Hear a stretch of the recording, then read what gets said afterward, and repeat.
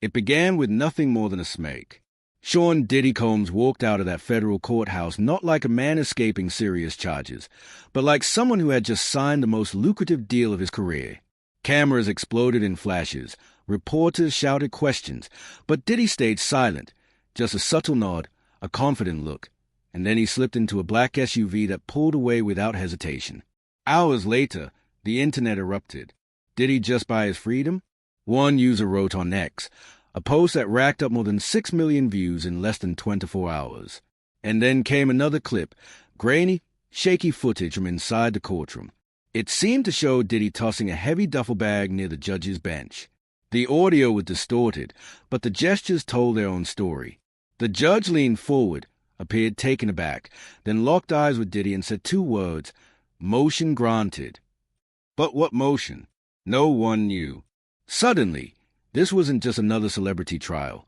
This looked like the unraveling of conspiracy. Across social media, theories spread like wildfire. The dominant one? That Diddy had orchestrated a secret deal, a payoff disguised as a courtroom maneuver. Was this really justice, or was it just business as usual for someone with money and power? Before we dig deeper into this shocking video, don't forget to like this video, subscribe to the channel, and hit the notification bell so you never miss stories like this. Now, let's get back to it. From the moment Diddy walked out of that building, everything changed. TMZ broke the news that prosecutors had suddenly dropped 2 of the most serious charges, citing so-called new findings. But what findings? No official report, no documentation, no answers, just silence, and that eerie clip of the courtroom bag making its rounds online. On Reddit, amateur sleuths slowed the footage frame by frame, analyzing every glance, every twitch from the judge. They pointed out how court officers shifted uncomfortably as the bag hit the floor. Some even claimed they could hear the faint shuffle of stacked bills inside. Nothing confirmed, nothing disproven, just suspicion. And then the twist that set the internet ablaze. A verified paralegal account revealed that the case files tied to Diddy's charges were suddenly sealed, locked away just minutes before recess, not open for public review, not even accessible to journalists. Whatever had gone down in that room was now buried under official secrecy, and that only made people more suspicious. Because this wasn't just a defendant walking free. This was a billionaire mogul, accused of crimes that could have destroyed him, stepping into the daylight with the composure of someone who knew the system would fold. But why? And why now? That's when the real chaos began. The saga of how Diddy ended up in this position could destroy any man's reputation forever. For months, his name had been splashed across every headline. Drug trafficking, racketeering, laundering, even whispers of links to shadowy underground networks. These weren't just wild tabloid rumors. They were charges that carried real weight, the kind that could bury anyone under decades of prison time. Every news outlet predicted the same outcome. Diddy was finished. The world was bracing for his downfall. It had all started with a federal raid straight out of a Hollywood movie, agents swarming one of his properties in the dead of night. Doors burst open, helicopters circled overhead, and cameras captured every second. By sunrise, the footage had already gone viral. Diddy, dressed only in sweatpants, his face locked in defiance, was dragged out in handcuffs on his own driveway as stunned neighbors looked on. This time, the feds weren't bluffing. They wanted to make a statement. And they wanted blood. For weeks that followed, prosecutors painted him as the architect of a vast criminal empire. Witnesses were paraded in, testifying that they'd watched Diddy's money exchange hands with some of the most feared figures in the business. They insisted his lavish parties weren't just about musical fame. They were disguised summits for an underground network. Each revelation stacked higher and higher. This wasn't just a music mogul. They said this was a kingpin hiding in plain sight. And the public believed it. Hashtags like #LockUpDiddy and #JusticeForAll trended relentlessly. Late-night hosts joked that his next big single would drop from a prison cell. Even some of his closest allies suddenly fell silent, too scared to share in the fallout. For Diddy, the fight wasn't just about his freedom anymore. It was about watching his entire legacy go up in flames overnight. But then, right when it seemed the walls were closing in, the trial began twisting in ways no one expected. Witnesses who once swore they had airtight stories suddenly walked them back. Testimonies flipped. One of the government star witnesses vanished entirely, gone like they had never existed. Yet no journalist, no outlet, seemed to question why all these reversals were happening at the same time. Was it coincidence, or was someone quietly pulling strings? Meanwhile, Diddy's legal team played their role perfectly. To the public, they called the charges baseless, a witch hunt designed to tear down a successful black businessman. They hammered that narrative hard. But behind closed doors, no one really knew what deals might have been whispered across polished tables. As the trial date crept closer, tension reached a boiling point. Every morning, crowds swarmed outside the courthouse, fans screaming for him, critics demanding justice. It didn't feel like a trial anymore. It felt like a national spectacle, a storyline everyone was glued to, waiting for the next shocking headline to drop. Through it all, Diddy never cracked. No interviews, no public statements, only that cold, calculated stare every time the cameras caught him. And oddly, no matter how chaotic it got, he always walked into court looking calm. Too calm. Like a man holding a secret. Like someone who already knew how the game would end. Inside the courtroom, the atmosphere was nothing like the frenzy outside. Reporters packed the back rows, pens hovering over notepads. Armed guards stood at every exit. The judge, an older man with a reputation for being strict and uncompromising, entered with authority, voice steady, eyes sharp.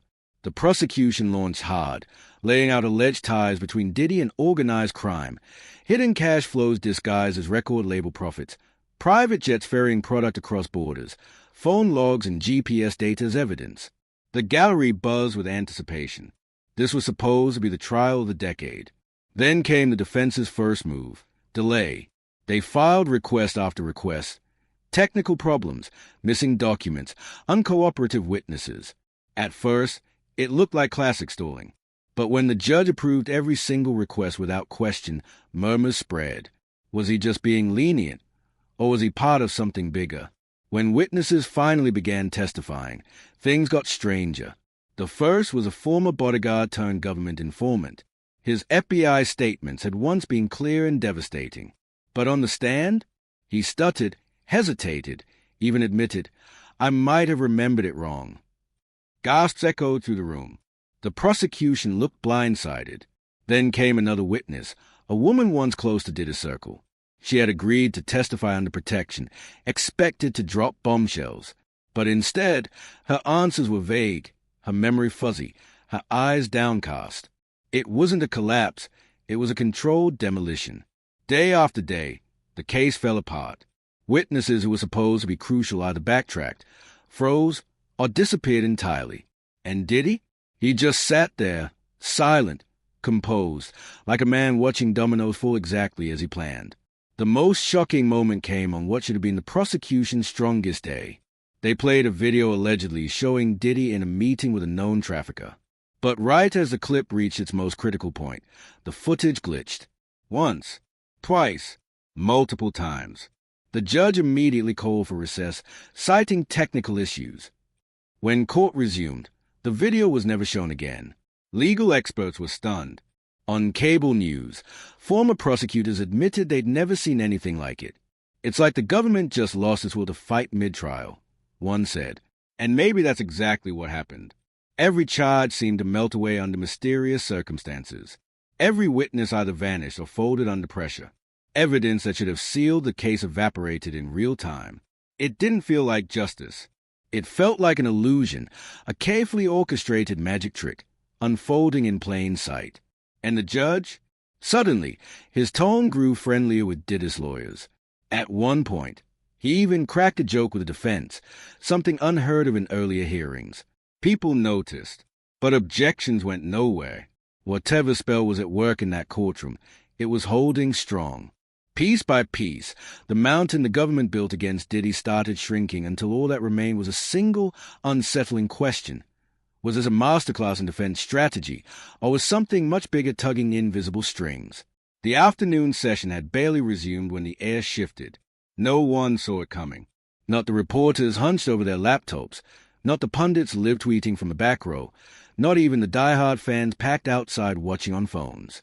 It began as a whisper, One prosecutor rose, leaned to a colleague, then strode to the bench cradling a thick stack of filings. The judge scanned them in silence, turning each page with slow, deliberate care, face unreadable. A nod, a return, then his voice at the microphone with surgical calm. At this time, the court dismisses counts 2 through 6 for insufficient grounds. The room turned to ice.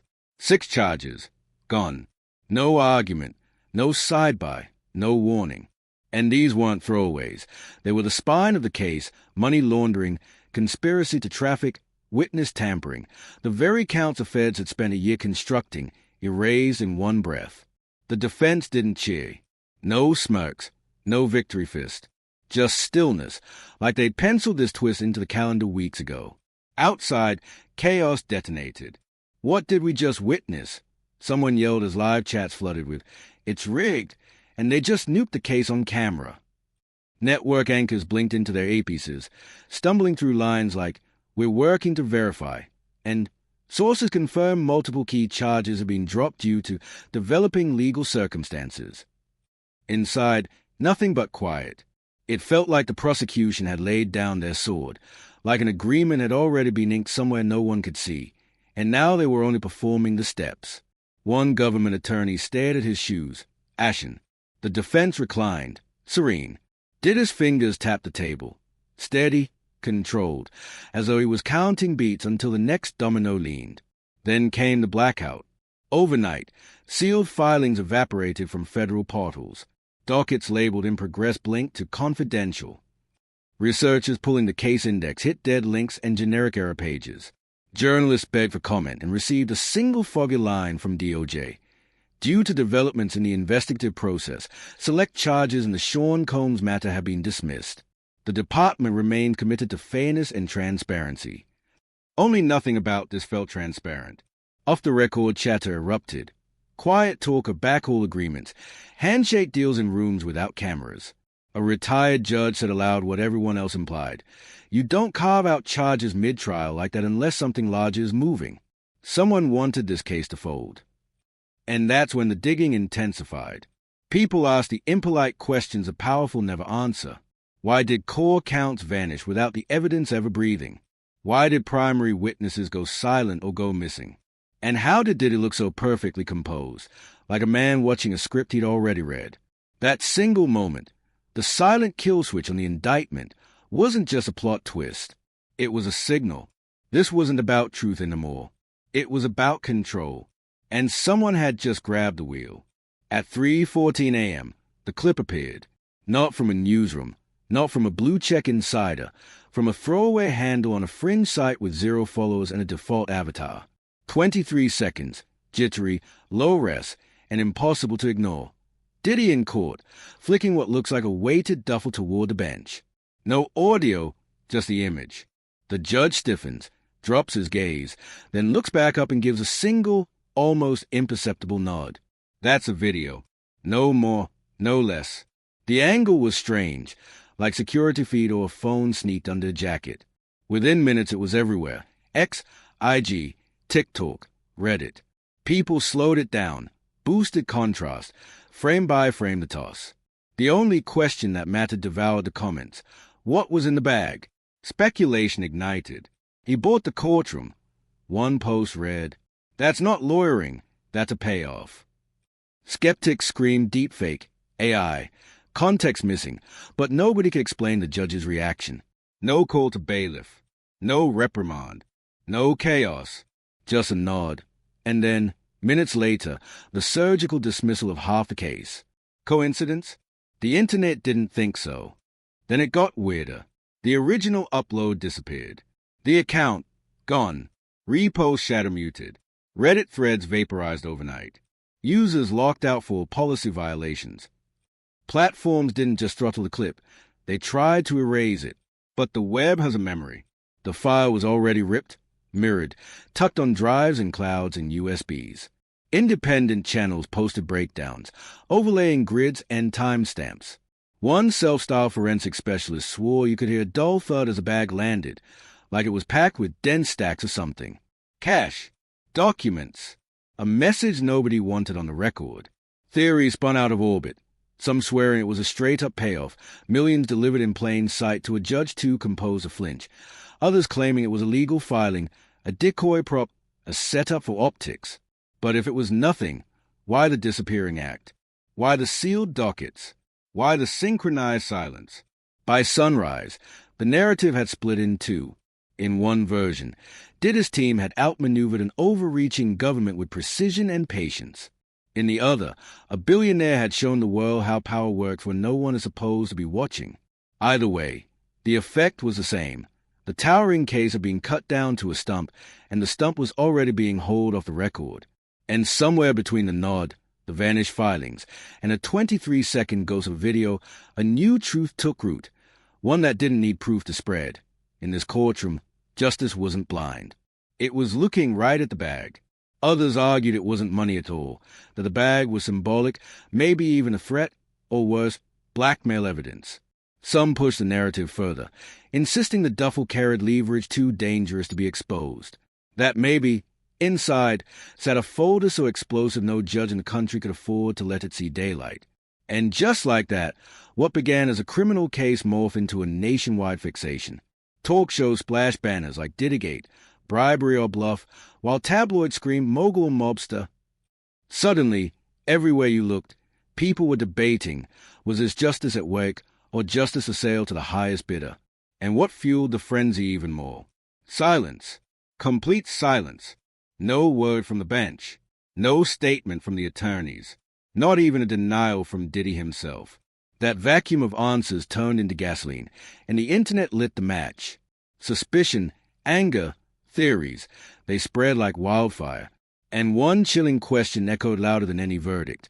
If a billionaire can stroll into court with a bag and stroll out free, then what does justice even mean? It started as a fringe rumor buried in a conspiracy subreddit, but it didn't stay there. A thread titled The Midnight Meeting That Made Diddy Untouchable exploded to the front page in less than an hour. The poster, claiming to be a paralegal from the prosecution side, dropped a bombshell. There had been a secret off-record meeting. Not in court, not in chambers, but at a private estate in the Hamptons. According to the leak, Diddy's legal team, a top federal prosecutor, and, shockingly, a retired judge with backdoor influence in high-profile cases all sat down together.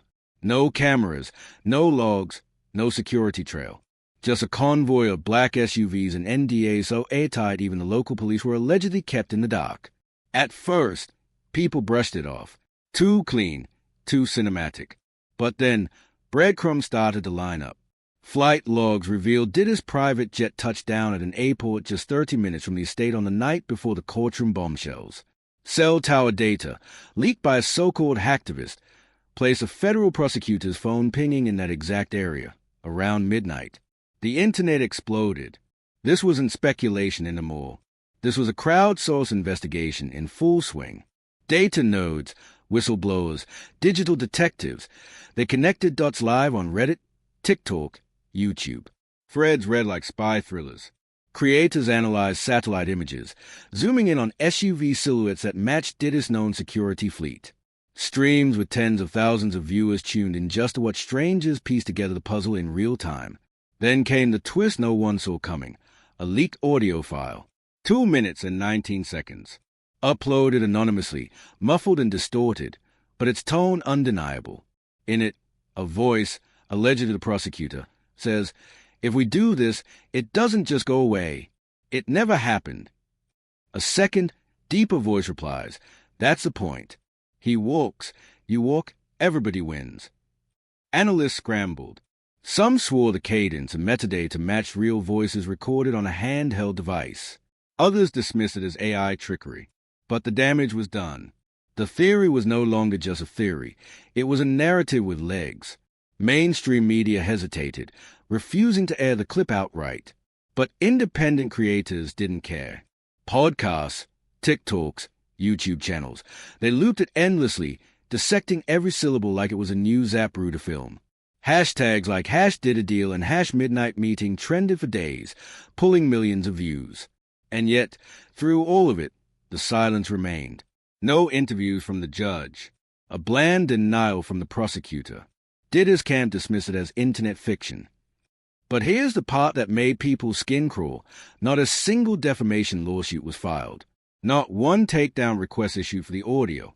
And in that silence, many heard the loudest confirmation of all.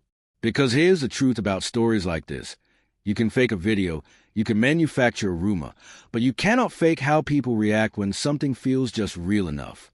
The jet logs, the cell pings, the muffled audio, the anonymous leaks, whether verified or not, they painted a picture too vivid to ignore. A picture of a man not just defending himself against the system, but negotiating with it. Not in the open, not before a jury, but in shadowy backrooms where justice becomes a currency. And Diddy, in that moment, was the wealthiest man in the deal. And just when the chaos seemed to reach a peak, another lightning strike hit the internet. An anonymous whistleblower, under the alias Cicada Black, dropped a locked PDF file on a dark web forum infamous for exposing government corruption. Its title, Combs Discretion Fund Confidential.pdf. This wasn't blurry footage or distorted audio.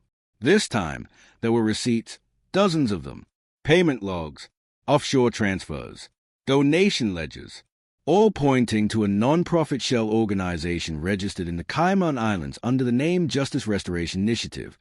At first glance, it looked like any other charity. But dig deeper, follow the deposits, the names, the timestamps, and a pattern unraveled. A $50 million donation sent just a week before the trial, from a shell corporation tied to one of Diddy's entertainment arms. Received by a foundation whose board included, wait for it, the wife of the judge presiding over Diddy's case. Boom. The internet didn't hesitate. Crypto sleuths, forensic accountants, even retired prosecutors jumped on it. They mapped wallet addresses, tracked transfer routes, found links to 2 former district attorneys, and uncovered eerily similar donation patterns in other high-profile cases that mysteriously vanished. But this was a smoking gun. The timing was surgical. Wire clears. Private board meeting. 48 hours later, witnesses retreat, evidence goes missing, charges collapse, and Diddy strolls free. But the most chilling piece wasn't even the numbers. It was a single line in an internal memo attached to the PDF. 17 words, ensure discretion. The exchange is not about guilt or innocence. It is about influence. That sentence flipped everything. Before, people speculated. Now, they saw documentation, proof that behind the curtains, this was never about the truth. It was about power. And yet, still, nothing official happened. No arrests, no asset freezes, no federal presses, no resignations. Just silence, as if the entire system was hoping the noise of the internet would bury the story, fade it into distraction, let it dissolve. But it didn't. The Cicada files trended in more than 40 countries, dragging the saga into the global spotlight. Major networks tried to bury the story, but when former government officials began admitting that the financial structure looked suspicious, even damning, the cracks in the wall of silence spread fast. Independent journalists dove in headfirst, publishing full investigative breakdowns. Congressional members dropped hints about pending inquiries. And even celebrities, normally too afraid to wade into controversy, began posting cryptic messages, quotes like "truth always leaks." The message was clear: silence can be bought, but never forever. And Diddy? Not a statement, not a denial, not even a carefully worded press release. Instead, he posted a single photo, standing in front of his private jet, captioned only, "Weathered every storm." To some, it was a flex. To others, a confession. Either way, the takeaway was the same. This was no longer about smart lawyering or courtroom strategy. It was about money, power, and control. And for the first time in the entire saga, the world had a name, a number, and a paper trail. The mask had slipped, and behind it sat the real price tag of freedom. Weeks had passed since those courtroom doors closed, and Diddy walked out untouched, unbothered, and, at least on paper, innocent. No more charges. No trial. No sentence. Just a clean exit while the rest of the country choked on silence. But outside the courts, the noise hasn't stopped. Not on the streets, not online, and not in the minds of millions who saw something that looked less like justice and more like a boardroom deal dressed in black robes. Because no matter what the official narrative claims, no matter what the court record shows, the people saw wealth bend the rules. They saw silence bought like merchandise. They saw a system collapse the moment real money entered the room. And the unanswered questions still hang heavy. Why were witnesses allowed to vanish? Why were federal databases mysteriously wiped mid-trial? Why did a judge accept a $50 million donation routed through his wife's offshore charity just days before making the most controversial dismissal of his career? And maybe the darkest question of all, who else has pulled this off before, hidden behind the same machinery, and walked away untouchable? The scariest part isn't that Diddy might have bought his freedom. The scariest part is a possibility that this is normal, that at the highest levels of power, this is how the system has always worked. That what we saw wasn't a glitch, but a glimpse behind the curtain. This case was never just about Sean Combs. It was about a legal system that claims fairness, equality, and due process. But when you peel back the layers, what's left? Handshakes in private halls, deals inked in luxury estates, smiles exchanged behind tinted windows, foundations laundering influence under the cover of charity. The courtroom didn't fail. It performed. It acted. It played out a script written long before the gavel fell. And Diddy? He's already back in the studio, signing new deals, booking shows, as if the storm never touched him. As if he didn't just walk through a legal inferno that would have destroyed anyone else. Because when you have money, connections, and power, your storms don't last. They pass. And the fire? It never sticks. But here's the thing. The story isn't over. Every time that silent courtroom clip resurfaces, every time a new user stumbles across a leaked PDF, every time whispers spread about the midnight meeting or the missing evidence, the cracks grow.